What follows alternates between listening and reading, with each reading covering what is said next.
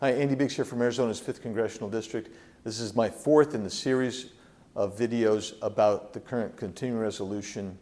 The current proposal is a 6-month spending package that keeps all the policies and all of the spending levels in place from the Pelosi, Schumer, and Biden spending package called the Inflation Reduction Act, which has actually been increased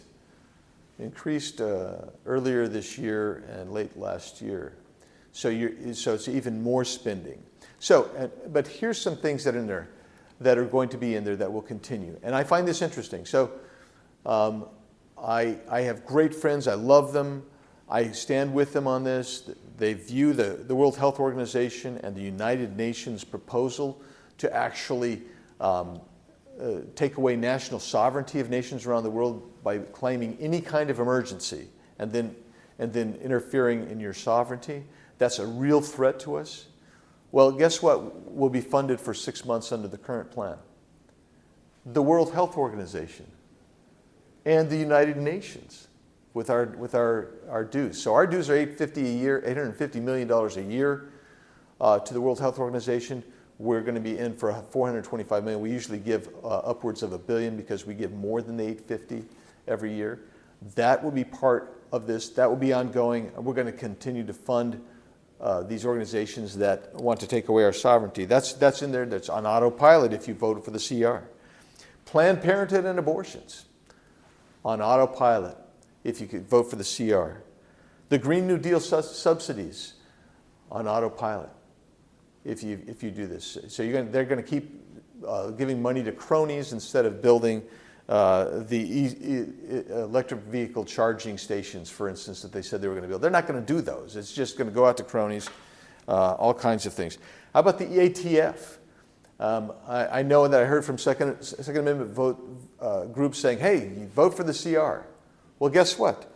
If you vote for the CR and if that becomes the law, you're getting 6 more months of ATF getting fully funded and attacking gun owners and causing every kind of hassle with retailers, ammunition builders, manufacturers, etc. You keep funding the United States Secret Service failures instead of correcting an agency that's designed ostensibly to protect. They only use about 40% of their personnel to protect. You're going to build that FBI headquarters Taj Mahal. You're going to keep the FISA spying program in place. You're going to keep all of the bad border policies in place. You're going to keep funding CBP-1. And in the last 16 months, CBP-1 app has brought over 813,000 people have been brought into the United States through CBP-1 app. You're going to keep the program that brings in the Haitians, Nicaraguans, Venezuelans, and Cubans and never sends them back. Last 16 months, somewhere north of 530,000. You're going to keep that in place for another 6 months. That's what the CR does. So you can talk about the SAVE Act. How about this one? You're going to keep the lawfare against Donald Trump in place.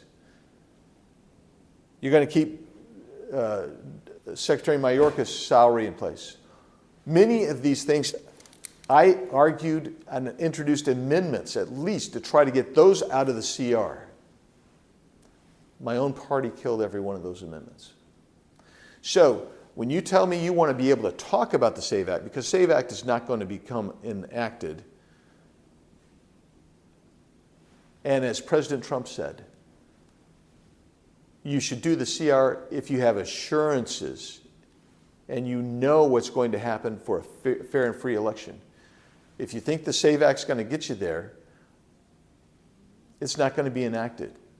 And it's not going to be enacted in time. It's going to be stripped out of what's sent back here.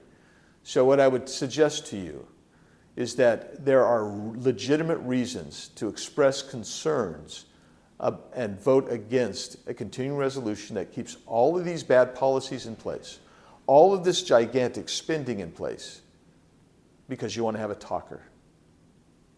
You already have the talker because we already passed the SAVE out of the House.